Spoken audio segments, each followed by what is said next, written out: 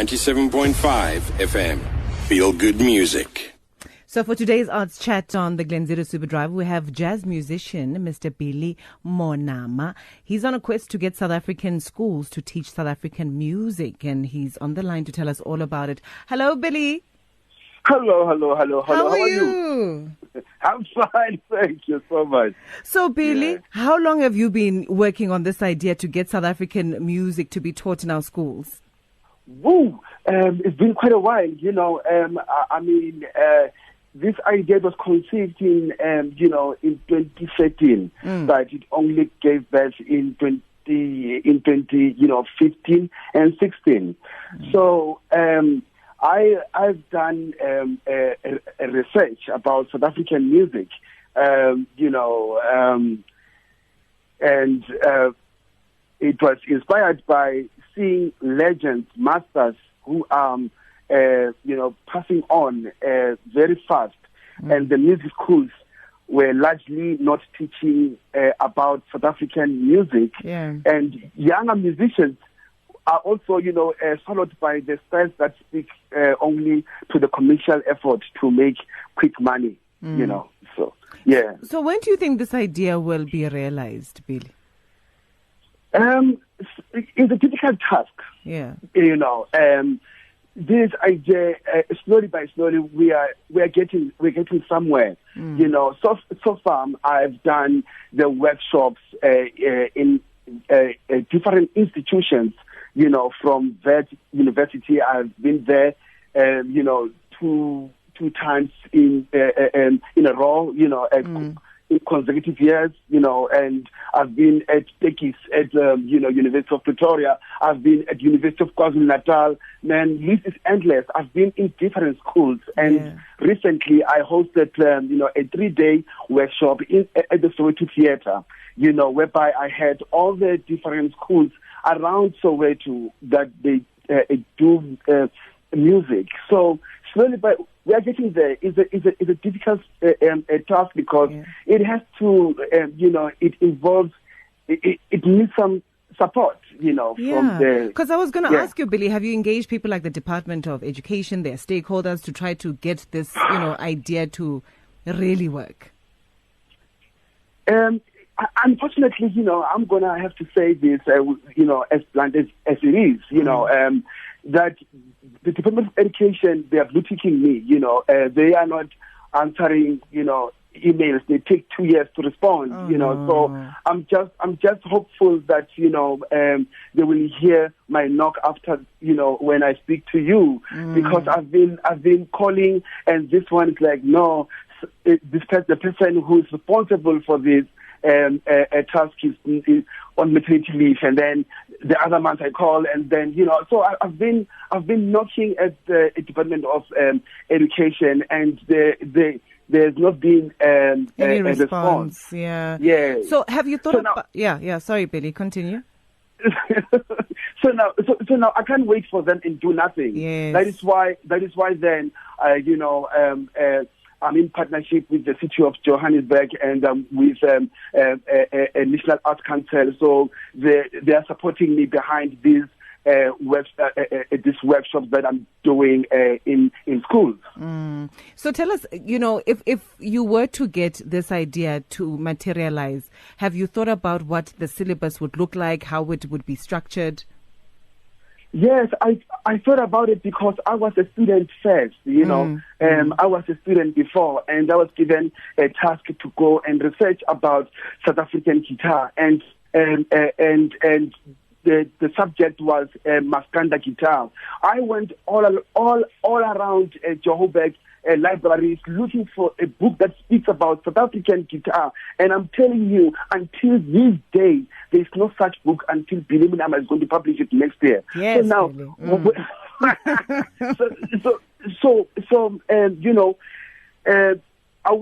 I'm going to break it down. So the history of South African music it comes a long way. We have so much rich diversity, cultural diversity. If I can just talk about Kitsonga music only, it can take us the whole year to deal with the Maskanda. all these substyles, kwela music, umbaqanga, khona music, amahubo, for example, in Maskanda there is a substyles of over 10, over 12, over 12 substyles. So that can take a year course, So now the students will learn a different substyles according to the semesters. So now the first semester they will learn about umbaqanga, and then the third semester they will learn about kwela, they will learn about amahubo, they will learn about people who came before the Miriam Makewa. I'm talking about the Princess Magogo. You are so passionate about this. You are super. It comes through, and I know that you said earlier that in the meantime, even though the Department of Education isn't really responding to your text messages or your emails or your smoke signals or anything, you are continuing with doing the good work that you are doing. I know that you're holding a number of music workshops across the country. Maybe tell us what are some of the subjects or topics that you guys cover. Well, this workshop is not about just us talking about the history and the evolution of South African music. We deal with the practicality of it. How do we play it? So when we're talking about Marabi, we need to demonstrate to the candidates that this is how it sounds like. So now I have facilitators that I've appointed, that I travel with, and each and every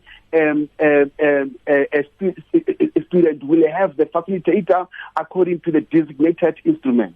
Okay. So if we learn a trumpet, you will have a trumpet facilitator. Wow. who's going to deal with focus on how Marabi is played on a trumpet, so on different instruments. Wow, it sounds so beautiful.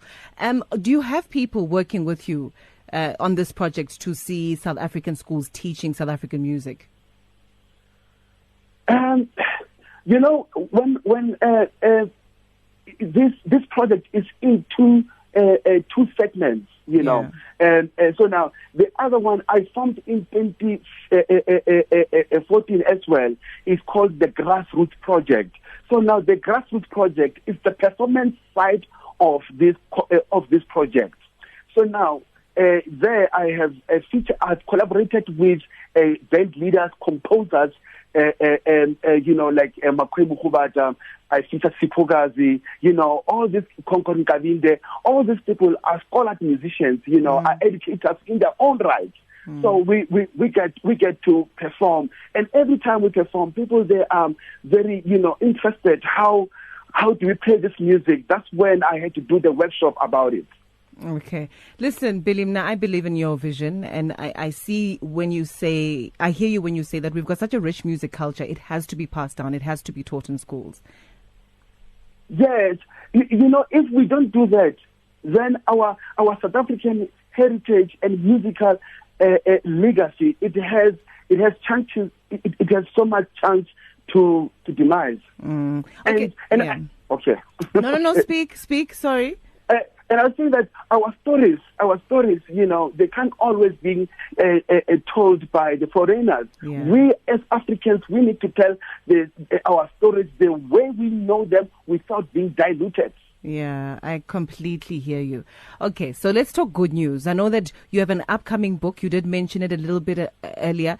Tell us about your book. This book, I have a title for it already, Yes. is Introduction to South African Guitar Style, Volume 1. Wow. So now it's Volume 1 because I still want to do Volume 2, Yes. whereby, so now the Volume 1 is from documentation from 1930, from the guitar player, from guitar players from 1930 to late 1980s.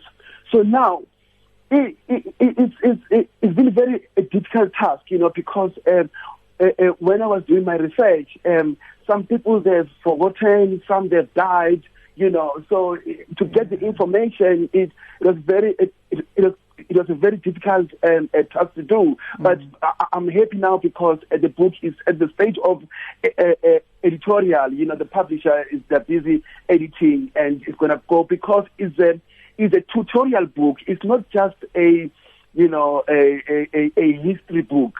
It's a tutorial book, like a textbook. Yeah. So now this book inside, it will contain the history of for example, if you talk about Umbaqanga, we will give a historical background about that style of music, and then we talk about the personnel, the pioneers who made that music in terms of guitar playing, like the giants like Max Mangwani, the Vivian Buvani. And then we do have under the biographies, we have a staff notation, so a musical note what they did play. Listen, we can't wait to get our hands on that book, The Introduction to South African Guitar Styles, Volume 1. Billy, thank you so much for your time. Thank you. Enjoy the rest of your evening. Ne? Thank you so much. Thank you. Bye. That is Billy Monama. He's a jazz guitarist. He's on a quest to get South African schools to teach South African music. Shem Uti, the Department of Education has been knocking on their doors. They are blue ticking him like they have no time. It's so sad, right? It's very, very sad. You know what I love about him? He's so passionate about this subject. He's so passionate about music. Yes, he's a great jazz artist, but he's also an educator at heart. He wants to pass down his skills to the next generation. And I think that's so dope. I mean, the Department of Education must get on board.